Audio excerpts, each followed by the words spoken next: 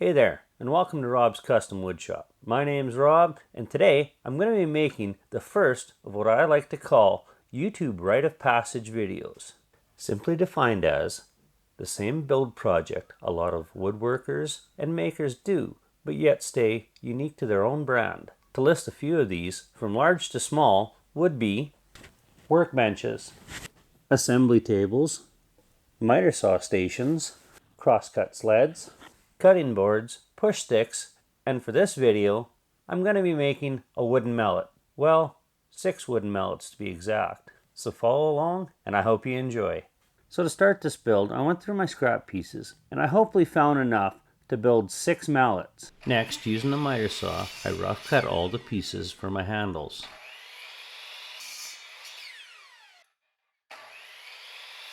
Once all the rough cuts are completed, I move over to the jointer with my pieces. First, I flatten one face on all the pieces,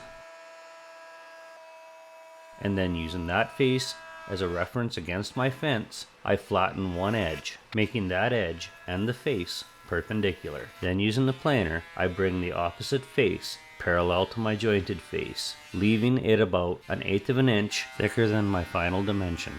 So after milling all my lumber, I let it sit for a week to make sure any stress trapped within the wood that was released by the milling process would not affect it. Since all the boards are nice and straight still with perfectly jointed edges, I'm ready to move on and start building. Using the jointed edge against my table saw fence as a reference, I cut my handles to width. Now the next step can be a little bit tricky, but with a little bit of patience and a lot of setup time, what I did was I cut each piece exactly in half. And then from the cutoffs, I cut some thin strips that were the exact width of the kerf of my blade to use as the inlay in the handles.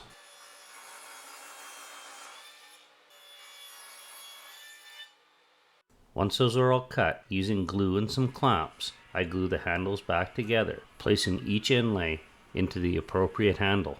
Then using moderate clamping pressure, I use some cauls to hold everything nice and straight while the glue cures.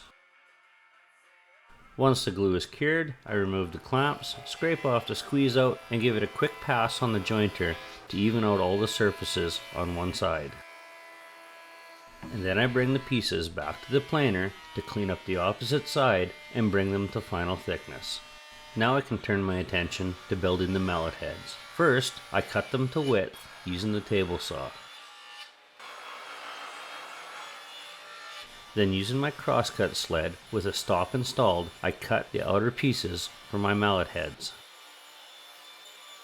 Then I remeasure, move my stop, and cut the center sections for the mallet heads. And since I have my crosscut sled out, I use it to trim up each of my handles, and then I set a stop and I cut all my handles to length. Once that was done, I reset my stop and changed my blade height to 1/8 of an inch to cut a shoulder on each side of the handle. I'm able to do this because my 50-tooth combination blade has a flat top grind, otherwise I would have had to switch to my dado blade. Now to assemble the mallet heads. I thought I'd try that pinch of salt trick in the glue to help hold the pieces from moving during clamp up. I must have done it wrong because it didn't work for me, but I found just leaving it flat against a bench and using the handle as a reference for the hole, I could get the clamps on and secured without too much movement. There, 1 down, 5 to go. But with a little bit of patience, things went rather smoothly, and before I knew it, I was all done. Once the glue was cured, I took everything out of clamps, scraped off the squeeze out, and then squared up the bottom on the jointer using the side of the mallet as a reference against my fence.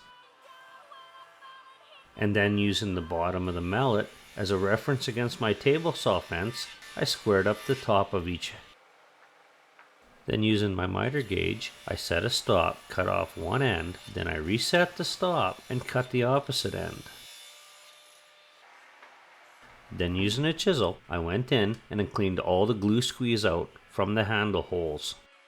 So for the handle profile, I took the time and I made a template out of a piece of scrap MDF, taking the time to sand all the surfaces nice and smooth so that I can use a pattern bit in the router to trim out my handles after I rough cut them at the bandsaw. Just holding the handle against the pattern, I traced a profile using a pencil. And then I took the handle over to the bandsaw and cut just shy of the line. Then using some two-sided tape, I stick my pattern onto each handle and then use the router and a pattern bit to trim off all the excess. Once all the handle profiles are done, I put a roundover bit into my router and I round over all the edges of the handles. Before moving on to my next step, which is a little bit questionable, I tipped my table saw to 15 degrees and using the fence as a reference tried to bevel the heads. I found that to not work so well, so what I did was I put an auxiliary fence on my miter saw and I cut all my bevels that way, and that seemed a lot safer. But since my miter saw is about a half a degree out of square, the bevels didn't come out even all the way around. But that was no problem, I just used a disc sander and that evened them up really fast. Then using the roundover bit already installed in my router table, I rounded over all the edges on the mallet heads. Now the mallet heads are ready to be CNC'd, but I don't have one. But I do know somebody who does, so I carefully packed up all the mallet heads so they wouldn't be damaged or dented en route to get CNC'd. When this video was shot, they didn't have a name for their CNC company yet, so I improvised. And thankfully, she did video some of the CNC process, which was pretty awesome.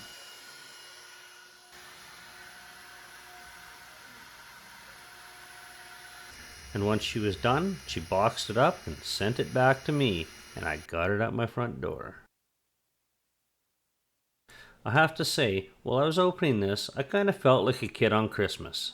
I was pretty excited since I had seen pictures of these before they were sent back to me, and I must say, after seeing them, the pictures did not do them justice. They turned out looking amazing. Once I was done marveling at them, it was time to get back to work. I mixed up some epoxy with some orange dye in it, and then I drizzled it in using a popsicle stick, trying to cover just the bottom. Once that sat for about 12 hours, I filled the rest of it up with clear epoxy, hoping to get a 3D effect. I let the epoxy sit for about a week to get nice and hard before I tried sanding it. Now before sanding this, I'm pretty sure I should have done a lot more research, but I managed to struggle through. Once I got into the finer grits, I wet sanded. I'm not sure if that was right, you can tell me in the comments below.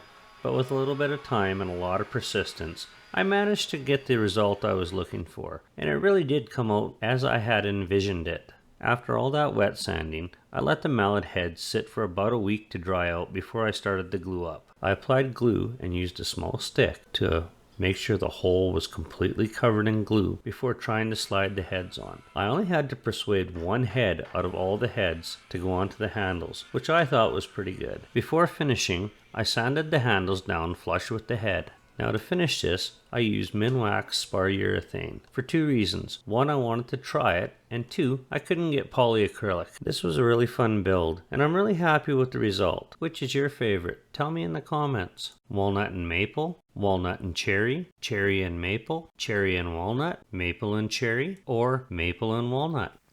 Do you have any tips, tricks, or suggestions on how I could have improved this project? Leave a comment down below. If you like this project, please hammer that thumbs up. And if you want to see more of my projects, don't forget to subscribe and ring that little notification bell so you never miss when I upload new videos. Thanks for watching and hope to see you on the next project.